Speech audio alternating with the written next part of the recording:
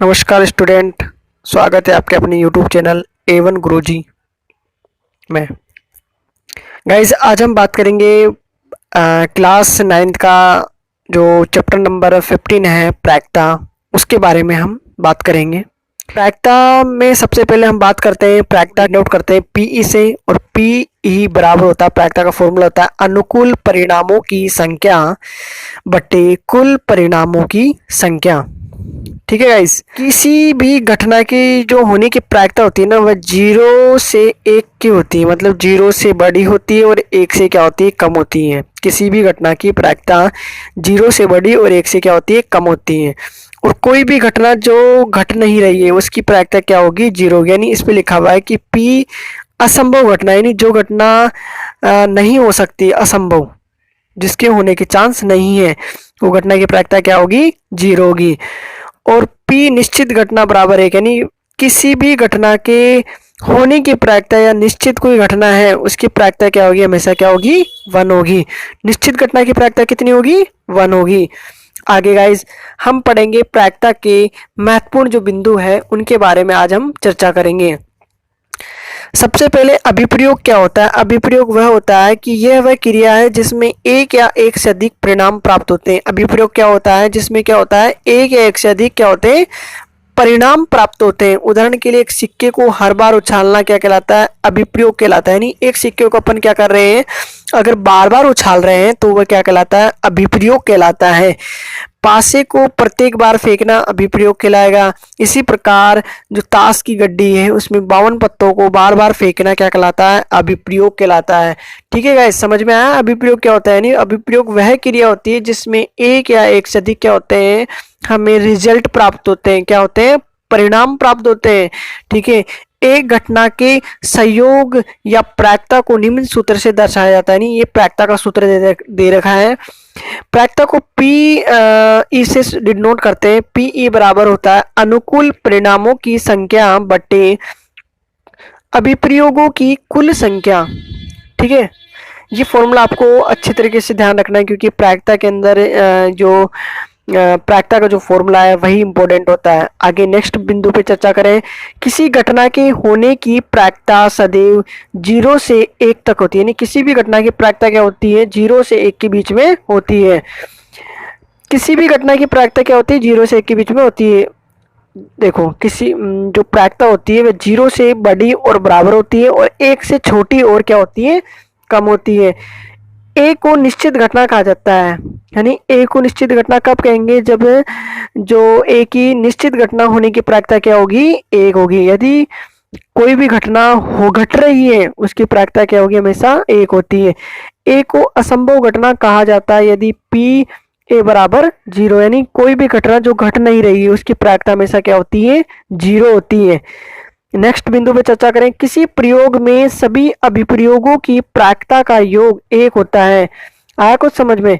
यानी जितनी भी घटना अपन मतलब घटा रहे हैं उसकी प्रायिकता का योग क्या होता है, हमेशा क्या होता है, 1 होता है। PE1 plus PE2 plus PE3 plus dot dot dot dot is equal to 1। यानी किसी प्रयोग में सभी अभिप्रयोगों की प्रायिकता का योग 1 होता है। ये ध्यान रखना गाइस। आगे बिंदु पर चर्चा करें कि किसी घटना के होने और तथा न होने की प्रायिकता का योग सदैव क्या होता है, 1 होता है।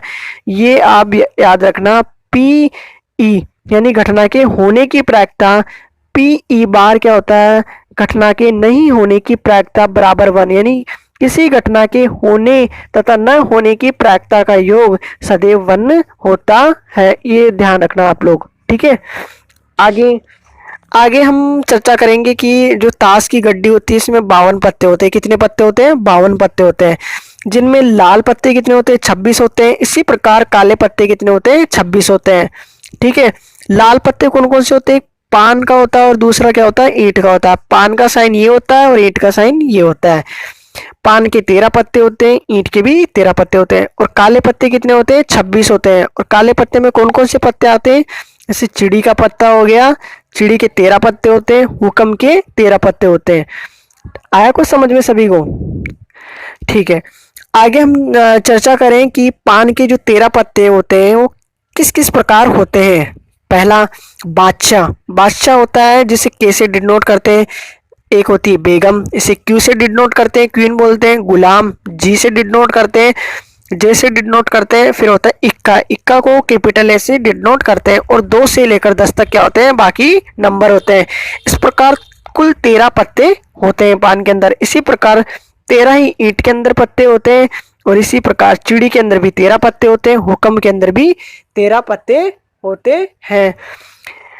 आगे देखिए, बादशाह, बेगम और गुलाम तीनों के कुल पत्ते कितने होते हैं, 12 होते हैं। देखो क्वेश्चन ऐसे पूछ सकता है कि 52 पत्तों की ताश की गड्डी में लाल रंग के पत्तों की संख्या बताइए, कितनी होगी, संख्या होने की प्रायिकता बताइए। तो 26/52 कितनी होगी, 26 लाल रंग के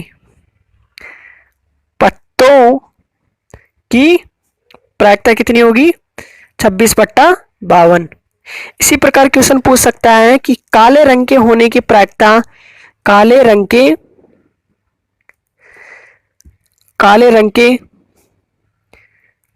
पत्तों की प्रायिकता कितनी होगी, 26/52। अब इसको अपन सॉल्व करेंगे तो आ जाएगा 1/2, कैंसिल आउट करेंगे, इसी प्रकार ये भी आ जाएगा 1/2।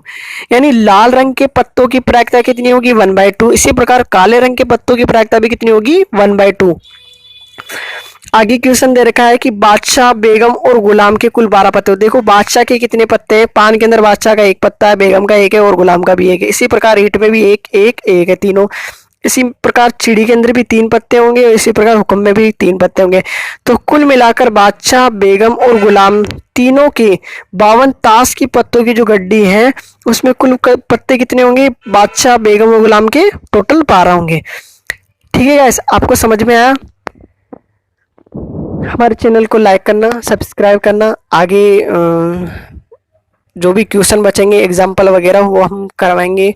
और हमारे चैनल को लाइक कर देना, बेल आइकन को प्रेस कर देना, ताकि हमें आपका प्यार और सपोर्ट मिलता रहे। क्योंकि अगर आपका प्यार और सपोर्ट मिलेगा तभी तो हम आगे ग्रो कर पाएंगे। ठीक है, थैंक यू।